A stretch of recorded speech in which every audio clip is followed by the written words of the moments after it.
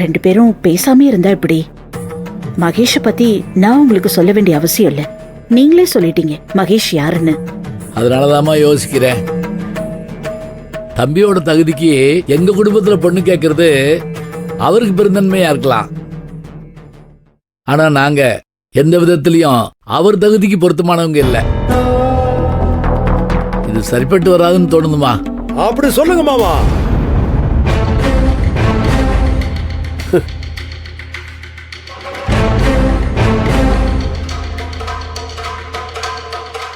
என்ன தம்பி, எங்கேயோ இருந்து கார்ல வந்து இறங்கி பொண்ணு கேட்டா மாமா ஈன்னு பல்ல இழிச்சுக்கிட்டு சரின்னு சொல்லுவாரா?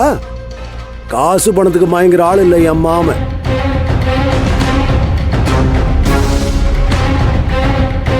அவருக்கு சாதிசனம் குடும்ப கௌரவம் தான் முக்கியம். அவர் பொண்ணுக்கு எனக்கும் சம்பந்தம் பேசியிருக்கு. ஆனந்திக்கு கல்யாணம்னு ஒண்ணு நடந்தா அது ஏன் கூட தான். புரிஞ்சுதா? முதல்ல இடத்த காலி பண்ணு. என்னங்க வீட்டுக்கு வந்தவங்கள வீடு பூந்து அசிங்கப்படுத்திக்கிட்டு இருக்கிறான், வேடிக்கை பார்த்துக்கிட்டு இருக்கீங்க. இவனுங்களை நீங்க பத்துறீங்களா இல்ல நான் பத்தட்டுமா? இரு பேச்சு.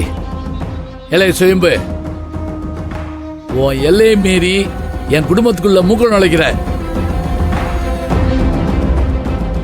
உன் கணக்கு முடிச்சப்பயே உனக்கு எங்களுக்குமான சங்காப்தம் அத்து போச்சு. திரும்ப திரும்ப வந்து என் குடும்பத்துக்குள்ள தலையிடுற வேலையை வச்சுக்கிட்ட, இனிமே உனக்கு மரியாதை இருக்காது. பாத்துக்கோ, மரியாதை எங்கேருந்து போடா. மாமோய், நம்ம பஞ்சாயத்தை புறவு வச்சுக்கலாம். பொண்ணுதான் தர முடியாதுன்னு சொல்லிட்டீங்கல்ல,